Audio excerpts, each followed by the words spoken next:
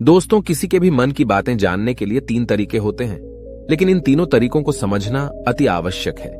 यदि आप इन तीनों तरीकों को समझ लेते हैं तो आप किसी के भी मन की बातें बड़ी ही आसानी से जान सकते हैं, समझ सकते हैं। तो चलिए इसे एक बुद्ध कहानी के माध्यम से समझते हैं कि किस तरह से आप दूसरों की मन की बातें जान सकते हैं, समझ सकते हैं। बहुत समय पहले की बात है। एक छोटा सा गांव था। उस गांव में 2 भाई रहा करते थे। बड़ा भाई अंधा था, जिस कारण वो हमेशा घर पर ही बैठा रहता था, और छोटा भाई खेती किया करता था। लेकिन खेतों में अधिक जानवर आने से पूरी फसलें नष्ट हो जाती थीं, जिस कारण छोटा भाई बहुत परेशान हो चुका था। तभी उसे एक तरकीब सूझी। एक दिन उसने सोचा, खेतों में से इन जानवर को भगाने के लिए क्यों ना मैं अपने बड़े भाई की मदद लूं। वैसे भी बड़े भैया अंधे हैं। अगर वह खेत में बैठे रहेंगे और जानवरों की आहट आने पर वो उन्हें जोर से चिल्लाकर भगा सकते हैं, जिससे हमारी फसलें बच सकती हैं। इसलिए उन्हें मैं खेत में बिठा देता हूं। ये सब सोच विचार करने के बाद उसने अपने खेत में ही एक छोटी सी झोपड़ी तैयार की और अपने अंधे भाई को उस खेत में बिठा दिया और उनसे कहा, भैया, यदि कोई जानवर की आहट आपको सुनाई दे तो आप जोर जोर से चिल्लाना। ये सुनकर वो जानवर यहां से भाग जाएंगे और हमारी फसलें नष्ट होने से बच जाएगी। बड़ा भाई अपने छोटे भाई की बात मान लेता है और वो उस दिन से खेत में ही रहना शुरू कर देता है। जब भी किसी जानवर की आहट उसे सुनाई देती तो वो तुरंत जोर जोर से चिल्लाना शुरू कर देता, जिससे वो जानवर उसके खेतों से भाग जाते। ऐसा करते करते कई दिन बीत चुके थे। तभी एक दिन उसके खेत में एक हिरण भागता हुआ आता है और वह खेत के बांध को तोड़कर वहां से भाग गया। लेकिन उसी हिरण का पीछा करते हुए एक राजा भी उस खेत में आ पहुंचा। तभी राजा की नजर उस अंधे भाई पर पड़ती है। राजा उस व्यक्ति से कहता है, देखो, मैं यहां पर एक जानवर का पीछा करते हुए आया हूं। क्या तुमने उस जानवर को यहां पर देखा है? इस पर वो व्यक्ति कहता है, हे राजन, मैं तो अंधा हूं, मैं भला किसी जानवर को कैसे देख सकता हूं। लेकिन मैं आपको इतना जरूर बता सकता हूं कि जो जानवर मेरे खेतों से होकर भागा है वो आपके लायक नहीं है। आप उसके पीछे अपना समय यूं ही व्यस्त कर रहे हैं। राजा उस अंधे व्यक्ति की बात सुनकर बड़ा अचरज में पड़ गया। वो ये सोचने लगा कि आखिर ये तो अंधा है, फिर इसे कैसे पता कि जिस हिरन को मैं तलाश रहा हूं वह हिरन मेरे लायक है ही नहीं। ये अंधा व्यक्ति मुझे कैसे बता सकता है? तभी राजा उस अंधे व्यक्ति से कहता है, कहीं तुम मुझसे झूठ तो नहीं कह रहे? एक तरफ तुम ये कहते हो कि तुम अंधे हो और दूसरी तरफ तुम ये भी कह रहे हो कि जो जानवर यहां से भागा है वो मेरे लायक नहीं है। इस पर वो अंधा व्यक्ति कहता है, हे राजन, जिसे आप एक हिरण समझ रहे हैं, असल में वो एक हिरण नहीं है बल्कि एक हिरणी है, और वो भी गर्भवती है। और जहां तक मुझे ज्ञान है, मैंने कभी किसी राजा को किसी गर्भवती हिरणी का शिकार करते हुए नहीं सुना है। और इसी कारण मैं आपसे ये कह रहा हूं कि वो हिरणी आपके लायक नहीं है। आप उसके पीछे अपना समय व्यर्थ ना करें। यह सुनकर राजा और भी अचरज में पड़ गया। वो ये सोचने लगा कि आखिर ये अंधा आदमी ये कैसे जान सकता है कि वो हिरणी है और गर्भवती है। राजा कुछ देर सोच विचार करने के बाद अपने सेनापति से कहता है, सेनापति जी, मुझे वो जानवर जिंदा चाहिए, क्योंकि मुझे यह पता करना है क्या वह हिरणी है और क्या वह गर्भवती है। क्योंकि यह अंधा आदमी बहुत विश्वास के साथ कह रहा है और मुझे इस बात की पुष्टि करनी है। यदि वह हिरणी हुई और गर्भवती हुई तो वह हमारे शिकार के लायक नहीं है, क्योंकि हम तो एक हिरण का पीछा कर रहे थे। इसलिए जाओ और पता करो कि क्या वो हिरणी है। सेनापति राजा से आज्ञा लेकर आगे की ओर बढ़ चलता है और कुछ देर बाद जब वह वापस लौट कर आता है तो वह राजा को कहता है, हे राजन, इस अंधे आदमी ने जो भी बातें कही हैं वो बिल्कुल सही हैं। वो एक हिरणी ही है और वह गर्भवती भी है। यह सुनकर राजा आश्चर्यचकित रह गया। उसे समझ नहीं आ रहा था कि आखिर अंधा आदमी कैसे पता कर सकता है कि वह जानवर एक हिरणी है, और तो और वह गर्भवती है। भला एक अंधा आदमी यह कैसे देख सकता है, यह कैसे जान सकता है? आखिर इसे यह कैसे पता चला? ऐसे कई सारे प्रश्न अब राजा के मन में उमड़ने लगे। अब राजा ने यह ठान लिया था कि मुझे इस बात की तह तक पहुंचना ही है कि आखिर यह अंधा आदमी कैसे जानता है कि वह जानवर एक हिरणी है। यह सोचकर राजा उस अंधे आदमी के पास जाता है और उस अंधे आदमी से कहता है, देखो, मैं ये तो नहीं जानता कि तुम सचमुच अंधे हो या नहीं, लेकिन मैं तुमसे एक बात जानने आया हूं। क्या तुम मेरे प्रश्न का सही सही जवाब दोगे? इस पर अंधा व्यक्ति कहता है, हे राजन, आप जो कुछ पूछना चाहते हैं मुझसे पूछ सकते हैं, मैं आपको बिल्कुल सच सच जवाब दूंगा। इस पर राजा कहता है, देखो, एक तो तुम कहते हो कि तुम अंधे हो और दूसरी तरफ तुमने यह बता दिया कि जिस जानवर का पीछा मैं कर रहा हूं वह एक हिरणी है, और तो और वह गर्भवती भी है। आखिर तुम्हें यह कैसे पता चला? तुम्हारे खेत में और भी तो जानवर आते होंगे, और भी तो जानवर यहां से गुजरते होंगे, फिर तुमने यह कैसे अंदाजा लगाया? तभी वह अंधा व्यक्ति राजा से कहता है, हे राजन, आप जिस हिरणी का पीछा कर रहे थे वही हिरणी जब मेरे खेत में आई, उसकी रफ्तार और उसके भागने की आहट से मुझे यह एहसास हो चुका था कि यह एक हिरणी है, और मेरे खेत की जो बांध है वह बहुत छोटी है, उसकी ऊंचाई ज्यादा नहीं है। यदि कोई हिरण होता तो उस बांध को बड़ी आसानी से लांघ जाता, लेकिन वह हिरणी इस बांध को तोड़कर भागी है, और यदि वह इस बांध को छलांग लगाकर पार करने का प्रयास करती तो इससे उसके बच्चे को खतरा होता, और इसी बात से मैंने यह पता लगा लिया कि वह गर्भवती है। इस कारण वह ज्यादा ऊंची छलांग न लगाकर मेरे खेत की बांध को तोड़ते हुए भाग गई। इस पर राजा के मन में एक और प्रश्न उठा। राजा ने कहा, किंतु तुम्हें कैसे पता चला कि वो एक हिरणी ही है? और भी तो कोई जानवर यहां पर आ सकते हैं। इस पर वो अंधा व्यक्ति कहता है, हे राजन, मैं पूरा दिन सुबह शाम यहीं पर बैठा रहता हूं, और मेरी सुनने की शक्ति बहुत तेज है। मैं ये बाफ जाता हूं कि कौन सा जानवर मेरे खेत में आया है, और उसी के आधार पर मैं जोर जोर से चिल्लाता हूं ताकि वो मेरे खेत से भाग जाए और मेरे खेत की फसलों को नष्ट न कर पाए। राजा उस अंधे आदमी का यह जवाब सुनकर पूरी तरह से संतुष्ट हो चुका था। वो मन ही मन ये सोच रहा था कि आदमी भले ही अंधा हो, लेकिन ये तो बड़ा ज्ञानी मालूम पड़ता है। इस आदमी से कुछ ना कुछ तो काम निकलवाना ही चाहिए। ये विचार लिए हुए राजा वहां से वापस अपने महल की ओर लौट जाता है। राजमहल पहुंचते ही राजा उस अंधे व्यक्ति से कहता है, आप तो बड़े ज्ञानी व्यक्ति है, आपको किसी भी बात का पता बड़ी आसानी से चल जाता है। आज मैंने आपको यहाँ पर इसलिए बुलाया है क्योंकि मैं आपसे ये जानना चाहता हूँ कि मेरी पत्नी पतिव्रता है या नहीं। इस पर वो अंधा व्यक्ति कहता है, हे राजन, ये कैसा प्रश्न हुआ? इस पर राजा कहता है, मैंने आपसे बिल्कुल उचित प्रश्न किया है, मुझे इस प्रश्न का उत्तर दीजिए। इस पर वो अंधा व्यक्ति कहता है, हे राजन, ये सारी बातें जाने दीजिए। आपकी शादी को इतने साल बीत चुके हैं और अब आप ये बात क्यों जानना चाहते हैं? आपके मन में ऐसे प्रश्न क्यों उठ रहे हैं? इस पर राजा जिद करते हुए कहता है, देखिए, आपको मुझे इस प्रश्न का उत्तर तो देना ही होगा। यदि आप मुझे इस प्रश्न का उत्तर नहीं देंगे तो मैं आपको मृत्युदंड दे दूंगा। राजा के मुख से यह बात सुनकर वो अंधा व्यक्ति कहता है, हे राजन, यदि आप इस प्रश्न का उत्तर चाहते हैं तो उसके लिए आपको मेरा एक काम करना होगा। राजा कहता है, बोलो, मुझे क्या काम करना होगा? इस पर व्यक्ति कहता है, इसके लिए आपकी पत्नी को मेरे साथ कमरे में अकेले छोड़ना होगा। उस अंधे व्यक्ति की यह बात सुनकर राजा पहले तो क्रोधित हो जाता है, लेकिन फिर कुछ सोच विचार करने के बाद वह उस व्यक्ति की बात मान लेता है और अपने सेनापति को आदेश देता है, सेनापति जी, इस व्यक्ति को और मेरी पत्नी को एक कमरे में कुछ देर के लिए अकेला छोड़ दे। सेनापति बिल्कुल वैसा ही करता है। अब राजा की पत्नी और अंधा आदमी एक कमरे में बंद हो चुके होते हैं। तभी वो अंधा आदमी राजा की पत्नी से कहता है, मुझे आपको छूना है। इस बात पर रानी अत्यधिक क्रोधित हो जाती है और उस अंधे आदमी को वो पकड़ पकड़ कर पीटने लगती है, कभी हाथों से तो कभी लातों से तो कभी पटक पटक कर। इस तरह से उन्होंने उस अंधे आदमी की खूब पिटाई की। उसके बाद किसी तरह से वह अंधा आदमी अपनी जान बचाकर वहां से भाग निकलता है और वह राजा के पास पहुंचता है और वह राजा से कहता है, हे राजन, आपकी पत्नी पतिव्रता नहीं है। यह बात सुनकर राजा अत्यधिक क्रोधित हो उठता है और राजा अपनी तलवार निकालकर सीधा अपनी पत्नी की ओर जाता है और क्रोधित होकर वह अपनी रानी से कहता है, रानी जी, आज मैं जो भी सवाल आपसे करने वाला हूं उसका मुझे सच सच जवाब दीजिएगा, और यदि आपने एक शब्द भी झूठ कहा तो मैं आपका अभी के अभी सर धड़ से अलग कर दूंगा। तभी आगे वह राजा कहता है, मुझे बताइए, क्या आप पतिव्रता हैं या नहीं? इस पर रानी कहती है, हे राजन, आप भले ही मुझे जान से मरवा दीजिए, लेकिन मैं पतिव्रता नहीं हूं। राजा यह बात सुनकर बहुत खुश हुआ, क्योंकि उस अंधे आदमी ने जो भी कहा था वह बिल्कुल सच था। यह बात सुनकर तुरंत ही राजा उस आदमी के पास पहुंचता है और आकर उस अंधे आदमी से कहता है, तुम्हें कैसे पता चला कि मेरी पत्नी पतिव्रता नहीं है?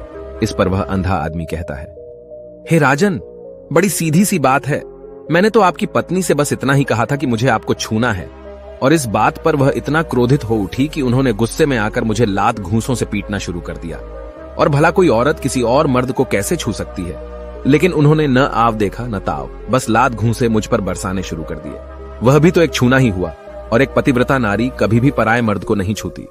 जब मैंने उसे छूने के लिए कहा था तो वह उस वक्त मुझे मना कर सकती थी, लेकिन उन्होंने तो मुझे पीटना शुरू कर दिया और देखते ही देखते उन्होंने मेरे पूरे शरीर को छू लिया। अब आप ही बताइए, ऐसी स्त्री भला पतिव्रता कैसे हो सकती है? इस पर राजा कहता है, तुम तो बड़े ज्ञानी मालूम पड़ते हो। अच्छा ठीक है, चलो तुम मेरे एक प्रश्न का और जवाब दो। यदि तुमने मुझे इस प्रश्न का सही सही जवाब दे दिया तो मैं तुम्हें यहां से जाने दूंगा। आगे राजा उस अंधे आदमी से कहता है कि तुम मुझे यह बताओ, क्या मैं सच में अपने पिताजी का ही बेटा हूं या फिर किसी और का? इस पर वह अंधा भी कहता है, हे राजन, इस बात से आपका क्या लेना देना? आप किसी की भी औलाद हो, आखिर आप हैं तो इस राज्य के राजा, इसलिए इस प्रश्न को जाने दीजिए। लेकिन राजा कहता है, नहीं नहीं, मुझे इस प्रश्न का सही सही जवाब चाहिए, अन्यथा यह प्रश्न मुझे हमेशा परेशान करता रहेगा, इसलिए मैं इसका सही सही जवाब जानना चाहता हूं। यदि तुम इसका सही सही जवाब दे देते हो तो तुम यहां से जा सकते हो, मैं तुम्हें नहीं रोकूंगा। इस पर वह अंधा आदमी कहता है, हे राजन, इसके लिए तो मुझे आपके मां के पास भी जाने की कोई आवश्यकता नहीं है। मैं आपको अभी अभी यह बता सकता हूं कि आप किसकी औलाद हैं, लेकिन उससे पहले मैं चाहता हूं कि आप मुझसे एक वादा करें कि आप मुझ पर क्रोध नहीं करेंगे। राजन ने कहा, मैं तुमसे वादा करता हूं, मैं तुम पर क्रोध नहीं करूंगा। इसके बाद वह अंधा आदमी राजा से कहता है, हे राजन, आप है तो अपने ही पिता के पुत्र, लेकिन आप पर एक कंजूस सेठ की छाया पड़ी हुई है। यह सुन राजा बहुत क्रोधित हो उठा और वह तुरंत तलवार निकालकर अपनी मां के पास जा पहुंचा। वह वहां पर पहुंचने के बाद अपनी मां से कहता है, मां, मुझे सच सच बताइए, क्या मैं अपने ही पिता का पुत्र हूं या नहीं? यदि आपने मुझे सही सही नहीं बताया तो वह यहीं पर अपने प्राण त्याग दूंगा। मुझे बताओ क्या सच है? इस पर उस राजा की मां कहती है, बेटा, तू है तो अपने ही पिता का पुत्र, लेकिन तुम्हारे ऊपर एक कंजूस सेठ की छाया पड़ी हुई है। जब मैं एक बार नहाने के बाद अपना मुंह आईने में देख रही थी, तभी उस कांच के पीछे मुझे एक कंजूस सेठ नजर आता है और उसी की छाया तुम पर पड़ चुकी है।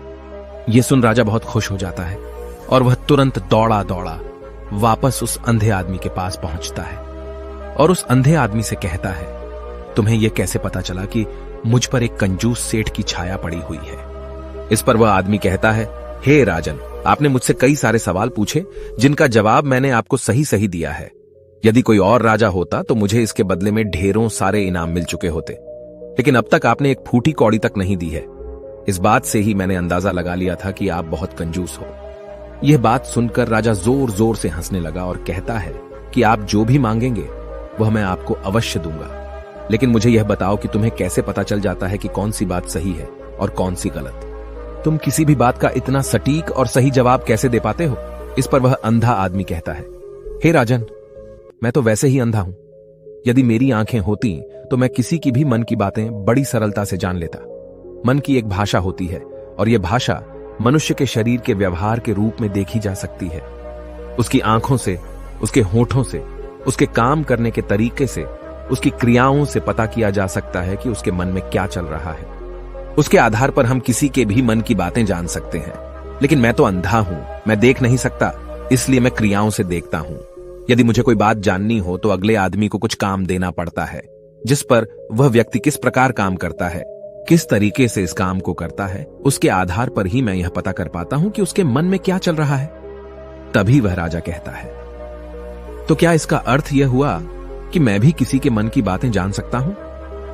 इस पर वह अंधा आदमी कहता है, हे राजन, अवश्य आप भी किसी भी व्यक्ति के मन की बात जान सकते हैं, किंतु उससे पहले आपको अपने ऊपर काम करना होगा और वह काम है अपने मन को शांत करना, अपने मन को वर्तमान में लाना होगा, जिसके लिए मैं आज आपको 3 तरीके बताने वाला हूं।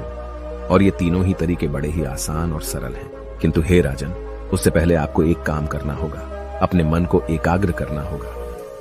जब हम अपने मन को एकाग्र करते हैं, अपने मन को वर्तमान में लाते हैं, तो हम दूसरे के मन की बात जान सकते हैं, क्योंकि वह आदमी अभी भी अपने मन में वर्तमान में ही सोच रहा है और हमें भी मन को वर्तमान में ही लाना होगा, तभी हम उसके मन की बातें जान सकते हैं। यदि हम अतीत में हुई घटनाओं के बारे में सोच रहे हैं तो वह जो अगला आदमी वर्तमान में सोच रहा है, वर्तमान में अपने मन में बात कर रहा है, वह हम कैसे जान पाएंगे? क्योंकि हम तो अतीत की घटनाओं में डूबे हुए हैं। इसलिए किसी के भी मन की बात जानने के लिए सबसे पहले हमें हमारे मन को एकाग्र करना होगा, उसे वर्तमान में लाना होगा। आगे वह व्यक्ति राजा से कहता है, हे राजन, जो 3 तरीके मैं आपको बताने वाला हूं, इन 3 तरीकों से बड़ी आसानी से किसी के भी मन की बातें जान सकते हैं। उसके बाद वह अंधा आदमी राजा से कहता है, हे राजन, जो सबसे पहला तरीका है वह है आंखों पर ध्यान देना। किसी व्यक्ति से बात करते वक्त उसकी आंखों में देखना, उसकी आंखों पर ध्यान देना जो सबसे ज्यादा जरूरी है, क्योंकि आंखें बोलती नहीं पर बहुत कुछ कह जाती हैं। यदि हम किसी व्यक्ति की आंखों के इशारों को समझना सीख जाएं, हम यह जान पाएंगे कि व्यक्ति के दिमाग में क्या चल रहा है, वह क्या सोच रहा है और अभी वह क्या करने वाला है। मेरे पास आंखें नहीं हैं, लेकिन मैंने अपने गुरु से यह विद्या सीखी है, क्योंकि बहुत सालों पहले मेरे पास आंखें थीं और मैं उस वक्त लोगों के मन की बातें केवल उनकी आंखों से ही जान लेता था। इसलिए यदि आप भी दूसरों की मन की बातें जानना चाहते हैं तो आपको भी उनकी आंखों पर गौर करना चाहिए, जैसे कि उनका आकार कैसा है, वह कब, कहां और किधर देख रहे हैं। यदि उसकी आंखें यहां वहां घूम रही हैं, जब आप उससे बातें कर रहे हैं तो वहां वह इधर उधर मोड़ रहा है, कभी ऊपर तो कभी नीचे या कभी आसपास, या फिर उसकी आंखें खुश नजर आ रही हैं या फिर आंखें निराश नजर आ रही हैं, जैसे कि चोर होता है। उसकी आंखों में जब हम देखते हैं तो हमें यह पता चलता है कि अगले आदमी ने कोई गलती की है।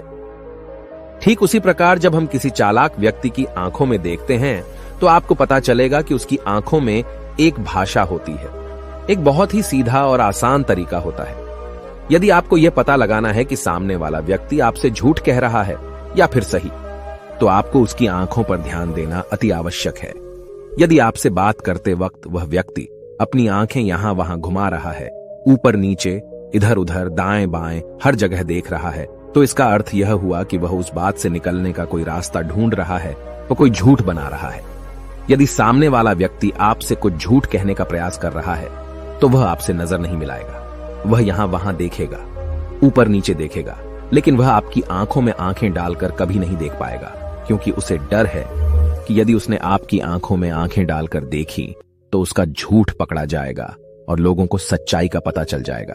और इसी प्रकार कुछ और भी भाषाएं होती हैं। जब आप किसी की आंखों में आंखें डालकर यह देखना शुरू कर देंगे कि उसके हाव भाव क्या है, ठीक उसी प्रकार चेहरे के हाव भाव होते हैं, जिससे हम मन की बातें बड़ी आसानी से समझ सकते हैं और इन्हें भी समझना बहुत जरूरी है। कभी कभी कोई व्यक्ति अपने चेहरे से जैसे आंख, होंठ और बहुत से कुछ अलग अलग व्यवहार करता है।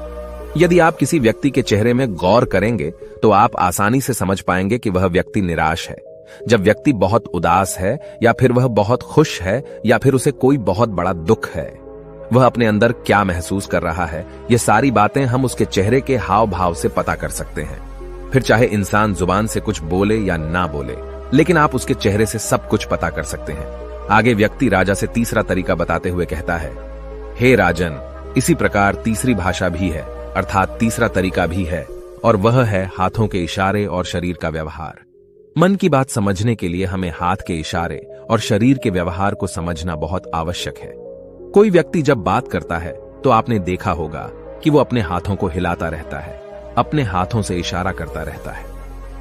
बातों के साथ साथ अपना शरीर का जो व्यवहार है, अर्थात बॉडी लैंग्वेज, उसका भी पूरा उपयोग करता है, जिससे हमें यह पता चल पाता है कि वह व्यक्ति हमारी बातों पर कितना ध्यान दे रहा है और उसके मन में क्या चल रहा है। शरीर के व्यवहार को देखने के लिए उसके हाथ मटकाने, शरीर मटकाने और चेहरे पर बार बार हाथ लाने, हाथों का एक दूसरे से मसलना, ऐसी बहुत सी क्रियाएं होती हैं, उस पर हमें ध्यान देना अति आवश्यक है। मन की बात को समझने के लिए हमें शरीर के व्यवहार को भी समझना पड़ता है। यदि हम इन 3 तरीकों को सही तरीके से ध्यान देकर इन 3 तरीकों को अच्छे से समझ लेते हैं तो हम बहुत जल्दी किसी भी व्यक्ति के मन की बातें बड़ी सरलता और सहजता से जान सकते हैं। इसलिए यदि आपको किसी के मन की बातें जानी है तो आपको उसकी आंखों पर, उसके चेहरे पर, उसके शरीर के हाव भाव को और उसके हाथों को ध्यानपूर्वक देखना और समझना होगा, जिससे आप यह समझ पाएंगे कि आखिरकार उसके मन में क्या चल रहा है और वह क्या सोच रहा है। लेकिन उनसे पहले आपको अपने मन को एकाग्र करना होगा, शांत करना होगा और अपने मन को वर्तमान में लाना होगा। तभी आप उस व्यक्ति की इन सभी क्रियाओं पर ध्यान दे पाएंगे, उन्हें समझ पाएंगे। अन्यथा आप यदि अतीत की घटनाओं में व्यस्त हैं, भविष्य की योजनाओं में व्यस्त हैं, तो आप उस व्यक्ति के हाव भाव पर कभी ध्यान ही नहीं पाएंगे और न ही आप कभी यह समझ पाएंगे कि आखिर उस व्यक्ति के मन में क्या चल रहा है वह क्या सोच रहा है। आपने देखा होगा कि ऐसे कई बड़े संत महात्मा हैं जो बड़ी ही शांति से आपको देखते हैं और आपको देखकर ही ये बता देते हैं कि आपके मन में क्या चल रहा है, आप उनसे क्या जानने आए हैं। और इसका सबसे बड़ा प्रमुख कारण यही है कि वह आपको पढ़ सकते हैं, आपको समझ सकते हैं, आपकी मन की बातें जान सकते हैं, क्योंकि उनका मन एकाग्र है, शांत है। और यही कारण है कि वह आपके मन की बातें बड़ी सरलता से समझ जाते हैं। यदि आपने अब तक पूरी कहानी को सुना है तो मैं आपसे एक छोटा सा अनुरोध करना चाहता हूं। कृपया इस चैनल को सब्सक्राइब करें ताकि मैं आपके लिए और भी ऐसी ही ज्ञान से भरपूर कहानियां लेकर आ सकूं। नमो बुद्धाय।